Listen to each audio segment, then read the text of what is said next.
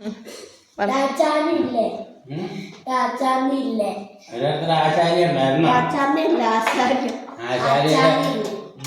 തലത്തെ പെണ്ണായിരുന്നു. ഈ പെണ്ണ് എന്നിട്ടൊരു അവരുടെ വീട്ടിലൊരു പ്ലാവ് ഉണ്ടായിരുന്നു. ഈ പ്ലാവിൽ ഒരു പ്രാവ് വന്ന് മുട്ടയിട്ടു. എന്നിട്ട് ഈ മുട്ട എടുത്ത് ഈ ആശാരിക്ക് കൊടുത്തു.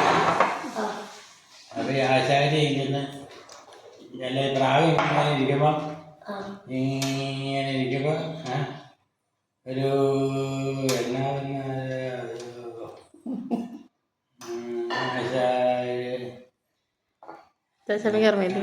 ആശാരിക്ക് കുറെ പന്നി വന്നു.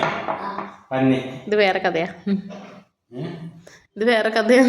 അല്ലല്ല, പന്നി വന്നിട്ട് ഈ പ്രാവിനോട് ചോദിച്ചു, പ്രാവേ നീ എന്നാ കരയുന്നേ, എന്നാ വെട്ടീനെ?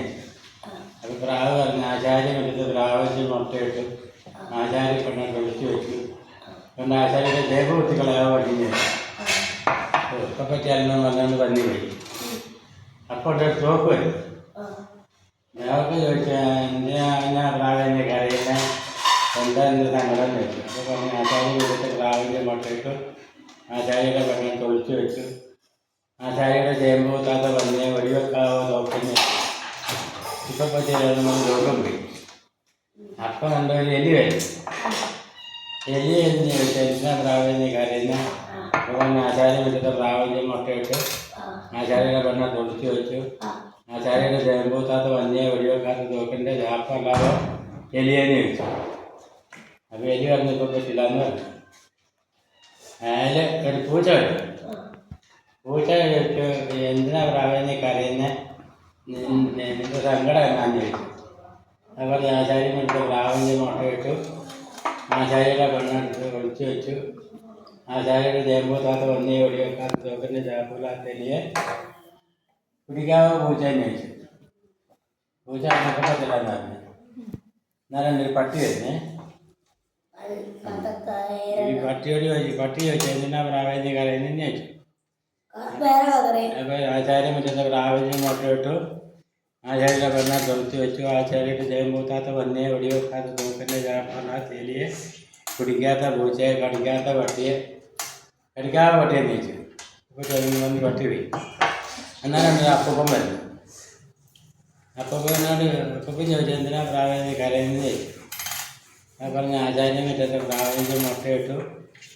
ആചാര്യയുടെ പെണ്ണെ തൊളിച്ചു വെച്ചു. ആചാര്യയുടെ ചേമ്പൂത്താത്ത പന്നിയെ വെടിവെക്കാത്ത തോക്കിൻ്റെ ചാപ്പല്ലാത്ത എലിയെ തിരികാത്ത പൂച്ചയെ കടിക്കാത്ത പട്ടിയെ തല്ലിക്കൊല്ലാതെ അപ്പൂപ്പൻ ചോദിച്ചു.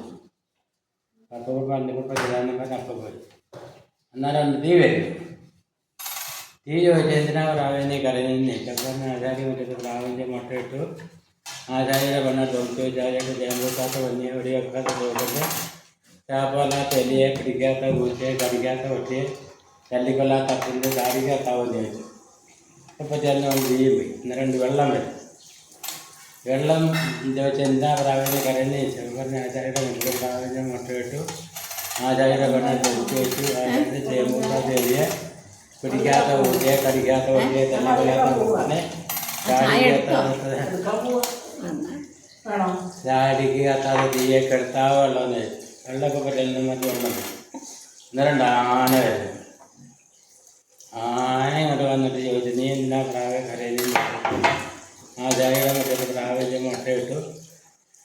ആചാര്യയുടെ പെണ്ണെ തൊളിച്ചു വെച്ചു. ആചാര്യയുടെ ചേമ്പൂത്താത്ത പന്നിയെ പിടിക്കാത്ത പൂച്ചയെ കടിക്കാത്ത പട്ടിയെ തല്ലിക്കൊല്ലാത്ത തന്നെ ചാടിക്കാത്താതെ തീയെ കെടുക്കാത്ത വെള്ളത്തെ ചവിട്ടി കലക്കാത്ത